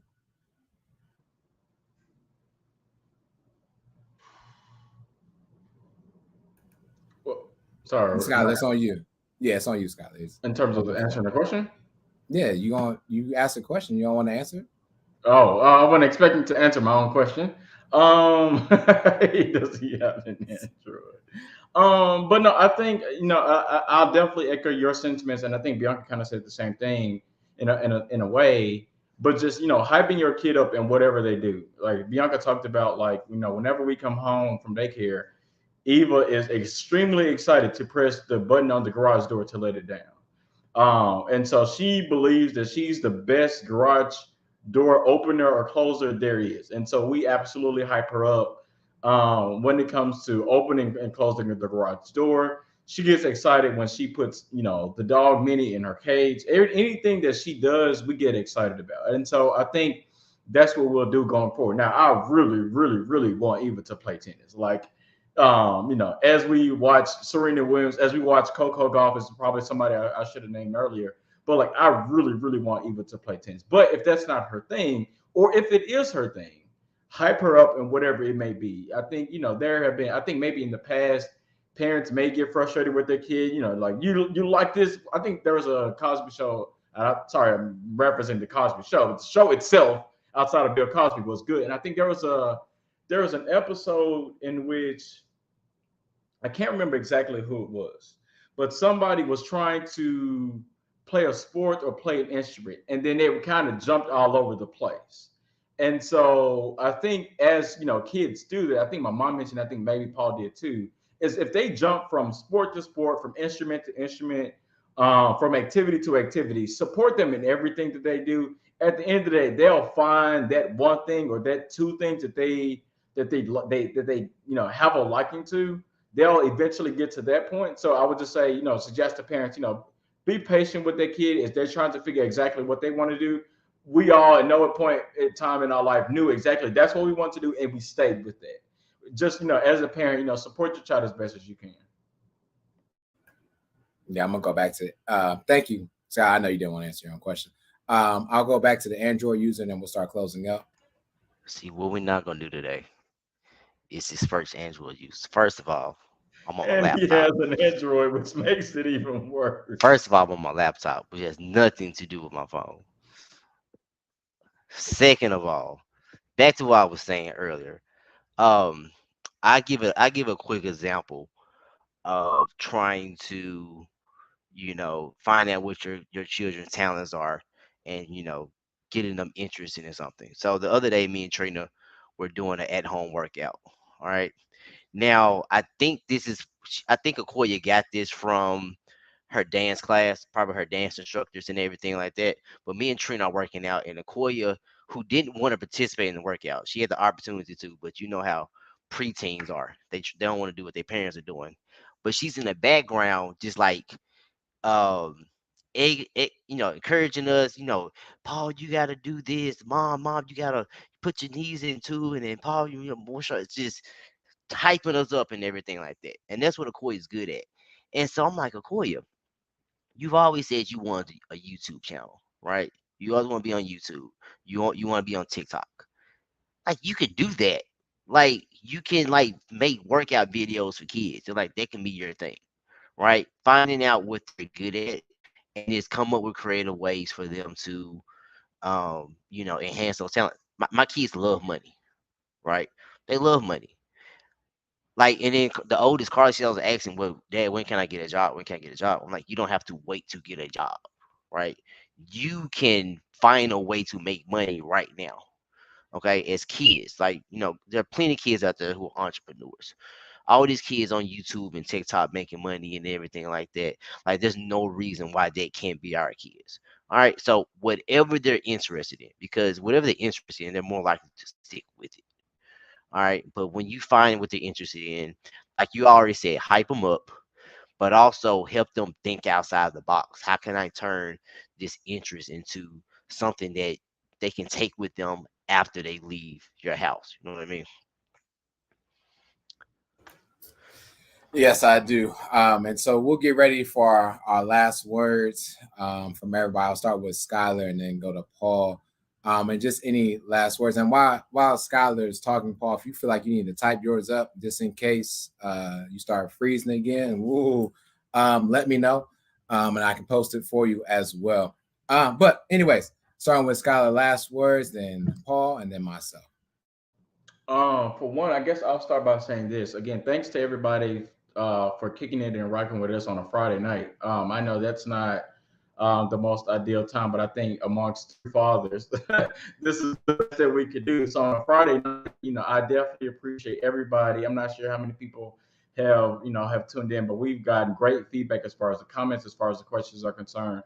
So, to start off with that, I definitely appreciate everybody for rocking with us, not only on the first edition of Fatherhood 101, not only the second edition of Fatherhood 101, but I'm pretty sure there'll be maybe a third and fourth one. So I appreciate everybody that's come along with that, and even now. Secondly, and again, I'll just make this quick because I know Paul talked about it, and it's something that I recently dealt with. Is sometimes even as fathers, it's okay to not be okay. That's the thing that I struggled with last month, and I legit like found myself like right before Bianca and I went to New Orleans. It was like my first day, like right after like month with the month of May is absolutely crazy for my job and my role in my company. But then I also found myself like struggling like to say like, am I being the best father that I can be? Am I being the best husband that I can be? And there were times I told myself or I convinced myself that I was not. And so there were times and days I did not have it. Again, now Eva did not see that.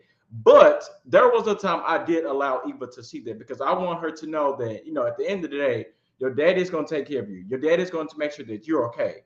But not every time that you see daddy is he going to be okay. So that's the thing. I would, as we've given advice to the mothers, we've given advice to the fathers. But again, for anybody that's a new father out there, it's okay to say that I'm not okay. It's okay to say I don't have the answers because nobody on this panel, nobody on this podcast had the answers when their kid was born. Nobody had the answers when their second kid was born. So it's okay to not be okay. And if you're not okay, it's okay to seek help. It's okay to say, I'm struggling with, changing a diaper. I'm struggling with, you know, I have to start, potty training here soon. And that's something mentally I'm not I'm not there yet. But it's okay to say that you're not okay when it comes to being a father, when it comes to being a husband. So, do the best that you can and seek help. Reach out to any of us. I'm pretty sure we'll be willing to give advice where we can. So, reach out where it's needed. Yeah, this has been great. We enjoyed the last time we did this last year, and I'm pretty sure the other two agree that I'm enjoying it today as well. So I think this is a conversation that needs to happen more often. Very encouraged with all the comments that have been going on throughout the feed. We really appreciate you all engaging with us. It's been great to know that our experiences as fathers, even though Skylar said we don't know everything. It's been great to know that what we have gone through does seem to be able to help someone else. I will encourage everyone that, if you know a father that's in your life that, might be struggling, or a young man who's thinking about becoming a father soon, wrap your arm around them, give them some encouragement. hopefully something that we said tonight can be passed on to him, or if not, send him our way, and we'll be more than happy to, keep this conversation going and everything like that. Uh, we can talk about that. I see it. We can talk about that. Yeah, we can talk about that. Doing it quarterly, but yeah, we need, each other. One thing that honestly I envy about women, especially black women, is that you all, black women, you all support each other so much. And I love the support that I see black women have for each other. And to be honest, we don't give each other that same support. Uh, we're lucky because we're in the fraternity together. But even as frat brothers, we don't do, the best job that we could. So hopefully, this conversations and other conversations like it can spawn more support with black men and black fathers. And Stan, I need to get with you about this Roblox stuff because my girls play Roblox. They was playing it this afternoon since I ain't in school. So we need to see how we can uh get access to your son's stuff. Yeah, you might want to check. I think Stan is a user of iPhone. I don't know if he accepts your messages, but No way. before It's before I no, it's not your turn. No, maybe mute your mic. Okay. But he said for show, and he spelled it FO show. But before I talk any further, I do want to talk about Bez Almega is hosting our first annual back to school drive. It is scheduled to happen. Skylar, do you have everything pulled out? I think it's July 24th, excuse me, of this year, clearly. It's from 12 to 3. What we'll do is this podcast was recorded on Friday, but we're going to post this again on Sunday. And when we post it on Sunday, I'll also post a flyer for our back to school as well to make sure you come and support. I do want to make sure. Okay, go ahead. Sky's going to try to pull it up as well. As we are talking and we're talking about last words, man, and what I wanted to say kind of slipped my mind already.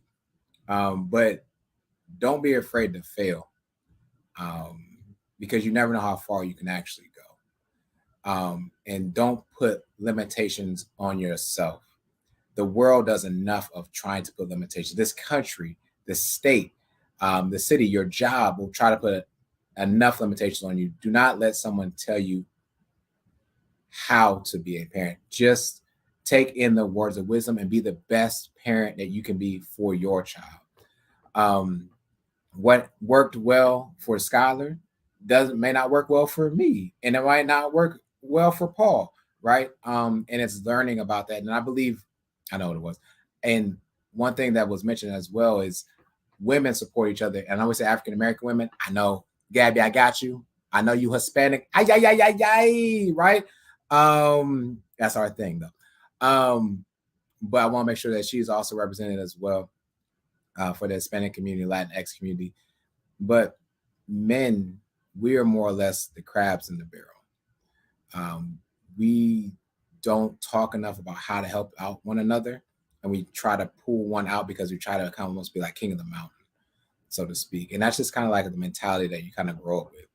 We don't share information as much as I was going through, and both of you gentlemen have been there for me, whether it was Paul with talking about finances with me, man, it was 6-7 years ago, sat in your office, Paul, to talk finances, to the point of that. And even Skylar sitting down with him and talking about home ownership, how to do this, what are some pitfalls that's going to happen. We don't use our network of people enough. The network and friends that you associate yourself with are strong in something. So figure out what it is that they are strong in and build this up. Why does America look the way it does is because we don't come together to figure out not only our problems, but how do we get into the government better? How do we understand, I don't know, home ownership, right? Or credit, things that they don't really speak enough about at schools, but some people are getting more education about that outside of schools. So how do we educate ourselves outside of school as well? But please, please, please understand that, again, to Paul's point, this is our second one. Mama Juan, you asking for quarterly? I see what I could do. You know how when black men scratch the back of their neck, like I don't know about that one, but I think it's necessary and needed because someone has to lead the charge, and someone has to be there. And if it's us three, including Xavier, sorry, Xavier's not here as well. So I want to make sure we give him a shout out because he was supposed to be on here, but taking care of some family business, I'll say, at this point. But with that being said, again, thank you all for tuning in. We enjoyed your comments. Again, this will go live on Sunday as well. And if we could pull that flyer up, make sure if you can see it. Can you see it? I see it. No, it's a whole bunch of confusion right here. Gotcha. Okay. I thought much difficult to share It's screen. here. You can leave it right there. Okay. That's fine. And so, ladies and gentlemen, take a screenshot of this.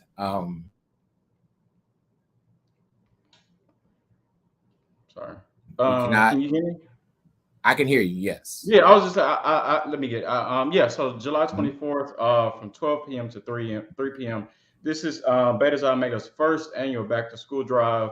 So we do have free. You know, the Sheedy wanted us to make sure that we highlighted that part. But there are free backpacks that are available that will be given out. So not only will there be haircuts provided, but we definitely want to make sure the girls are taken care of, or the young ladies are taken care of as well. So there will be an option for the young ladies to get their nails done as well as they get ready for back to school. So this is that, like I said, this is our first back to school drive. I'm very, very much excited about it. Shouts to Polarius, brother Devon, for putting this on, and for the brothers as well, as we collaborate in this back to school drive together. So I'm excited. Definitely hope that people that were commenting and giving us love on this particular during this particular event will definitely bring your kids, bring your spouse, bring your family to this back to school drive. We'll make sure that everybody is taken care of during this time. Excellent. Let me close this out. Thank you for pulling that up again. On Sunday, this will post live as well. Not live, but we'll put a post up as well. And so people can be a part of this. Again, when you're talking about being Greek, it's not just about, Christmas and Thanksgiving. Like, Greeks should be a part of our drive is servicing the community. And if you see Greeks not servicing the community, call them out, because we all pledge for this. It's one thing that is essential within every Greek organization is service and scholarship, and brotherhood or sisterhood as well. But again, thank you all. Again, you could have been anywhere tonight, but we thank y'all for choosing to listen to us. And at this time, if you never know, man, but sometimes school starts, but man, this is a long class. And I got to tell you, school is out of session. Have a good one, y'all.